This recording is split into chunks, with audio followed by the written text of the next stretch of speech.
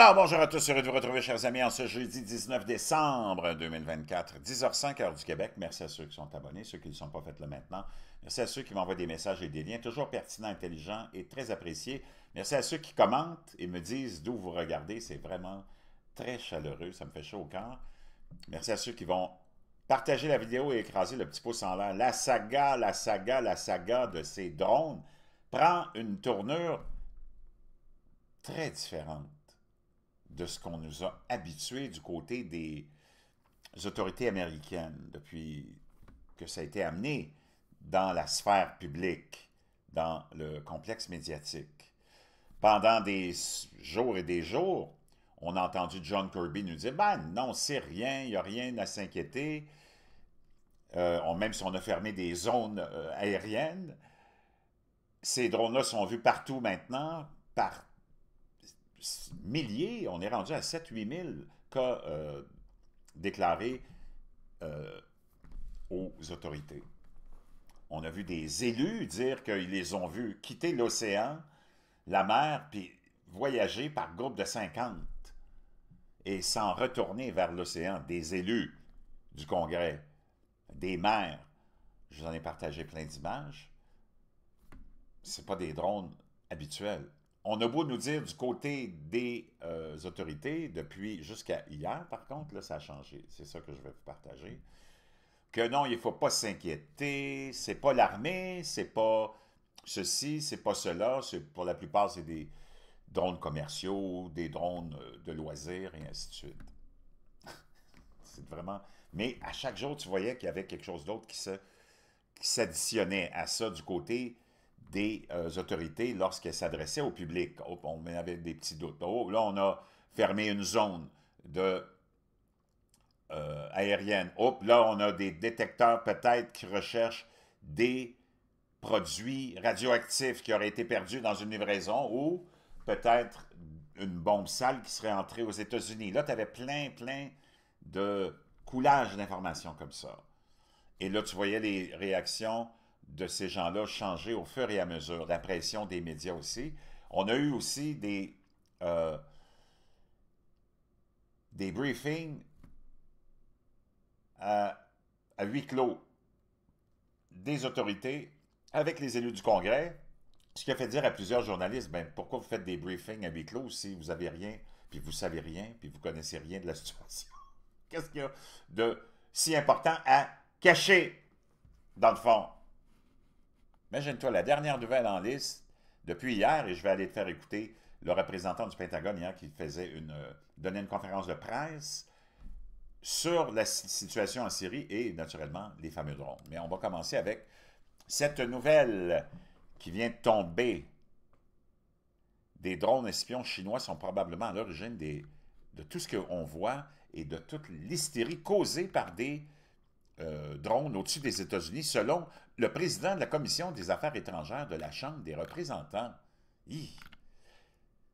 Le président de la Commission des affaires étrangères de la Chambre des représentants, Michael McCall, a déclaré mardi qu'il pensait que certains des drones non identifiés repérés au-dessus du New Jersey et de New York étaient des drones espions en provenance de Chine, après que des responsables de l'administration Biden ont insisté sur le fait que bon nombre de ces observations étaient des avions commerciaux sans danger et innocents. Nous voulons des réponses, mais la réponse que j'obtiens est « nous ne savons pas à qui appartient ces drones », a déclaré McCall, le représentant du Texas, aux journalistes avant que des responsables de l'exécutif n'offrent un briefing classifié aux membres de la commission du renseignement de la Chambre. J'étais avec l'administrateur de la NASA, Bill Nelson, qui m'a dit que ces drones avaient été signalés au-dessus des sites et des bases militaires. Je ne pense pas qu'ils soient amicaux, mais plutôt hostiles. Nous devons identifier ce qui se cache derrière ces drones, a-t-il déclaré. Mon expérience me permet de penser que ceux qui survolent nos sites militaires sont hostiles et proviennent très probablement de la République populaire de Chine. Il y a deux choses en ce moment qui sont importantes à retenir. Tu as ces histoires de drones-là, qui peut-être, oui, il y en a quelques-uns peut-être qui sont de loisirs, mais moi, je connais personne. Je connais des gens comme vous, peut-être qui ont des drones, mais le soir, la nuit, là, tu n'as pas vraiment d'intérêt, tu vois rien. Puis ton drone n'est pas très sophistiqué. il n'y a pas vraiment intérêt à le faire voler la nuit. Puis les livraisons, je pense pas non plus que ça se fasse la nuit concernant ces fameux drones commerciaux. Donc, il ne nous reste pas grand-chose. Ça, c'est le premier aspect, les drones. Mais il y a l'autre aspect qu'on oublie, puis qui a été oublié depuis un certain temps, et c'est celui des orbes. Il n'y a pas seulement les fameux drones, mais il y a les orbes qui sont observés comme ceux-là, qui n'ont rien à voir avec les drones, et qui semblent répondre à cette femme qui se demande si le drone a déjà entendu parler de Jésus, et quand elle prononce ça, on voit que ça change exactement et qu'il y a quelque chose de très étrange qui se passe. Pendant ce temps-là, ces histoires d'orbes n'ont pas été observées seulement par des résidents, mais par la télévision. Could be, but this is why so many municipalities are now asking people to reach out and send their videos to them or to experts who might be able to sort out what they're seeing in the skies. But I guarantee there are so many people looking up and making those recordings because this mystery is one that needs to be solved.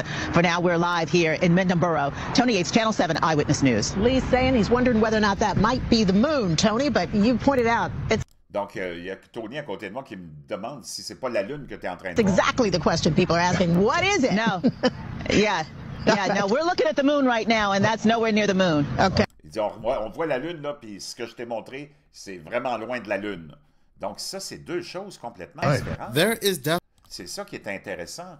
Et tu as des gens qui ont filmé en avion toutes sortes, mais récemment, d'apparitions qui étaient au-dessus des nuages. C'est complètement hallucinant. On s'en va écouter le représentant du Pentagone dire que, bon, ça se peut qu'il y ait de ces drones qu'il y ait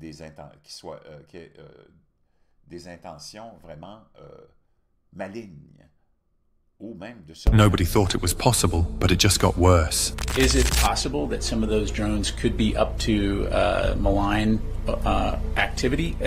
Est-ce que c'est possible que de ces drones, il y en a qui aient des intentions malignes? Entirely possible. Is it possible that some of those are surveilling? Absolutely. Est-ce que c'est possible qu'il y en a qui soient là pour faire de la surveillance? Absolument. Donc ça, c'était le représentant du Pentagone qui donnait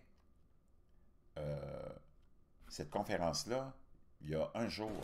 In the United States, and on any given day, approximately 8,500 drones are, in flight. Context, and I know that our colleagues at the White House, FAA, DHS, FBI have all made this point. So over 1 million drones registered. Donc, il y a des millions de drones qui sont enregistrés. In the United States, and on any given day, approximately 8,500 drones are. Puis à tous les jours, il y a au moins 8,000 à 9,000 drones qui volent. In flight. And so the vast majority of these drones are going to probably be recreational or hobbyist. Donc, la plupart, c'est des drones de loisirs. They're going to be commercial drones. Il y en a de commerciaux. Used in things like architecture, engineering, farming, or they could be used for law enforcement. Is it possible that some of those drones could be up to malign activity? It's entirely possible, but the vast majority... Il dit oui, c'est possible qu'il y en ait peut-être. Donc, il y a la question des drones qui pourraient être liés à un pays ennemi. On le voit aussi dans les conflits, dans les guerres, il y a des drones qui sont utilisés comme des armes aussi. Hein? Des drones explosifs.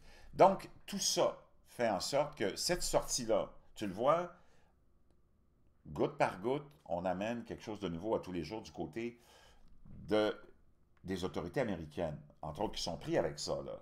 Peut-être qu'il y a ailleurs dans le monde aussi des manifestations de ce genre-là, mais on n'en entend pas parler. Là, on est vraiment avec les États-Unis, comme dans un film à Hollywood. Hein? Et à chaque jour, on amène un autre élément qui fait dire aux dirigeants, ouais, ça se peut que ce soit ça, ça se peut que ce soit ça, ça se peut que ce soit ça, jusqu'à ce qu'on arrive à la finalité. Peut-être, éventuellement, on aura la finalité de tout ça, mais il ne faut pas oublier qu'il y a deux aspects très importants. Il y a celui des drones, oui, mais il y a celui des orbes. C'est quoi cette affaire-là? C'est ça, c'est pas des drones, là. Ici, on n'a pas affaire à des drones. On a affaire à quelque chose de complètement différent. This is why so many municipalities are now asking people to reach out and send their videos to them or to experts who might be able to sort out what they're seeing in the skies. But I guarantee there are so many people looking up and making... Ce que je ne comprends pas, c'est qu'il n'y a personne qui parle de cet aspect-là. C'est complètement... Donc, il y a un élément de distraction dans l'élément des drones, probablement. Je veux vous entendre là-dessus. Je voulais vous partager absolument ce que ce bonhomme-là du Pentagone nous racontait à ce sujet-là. Et je vous reviens avec une histoire d'OVNI qui remonte, celle que je veux vous partager. Je suis tombé là-dessus parce que, naturellement, dans tout ce contexte-là, il y a plein d'histoires d'OVNI qui refont surface. Et celle que je veux vous partager tout à l'heure, c'est l'incident qu'on appelle Cache Landrum. Ça va être vraiment fascinant. Je vous reviens avec ça, OK?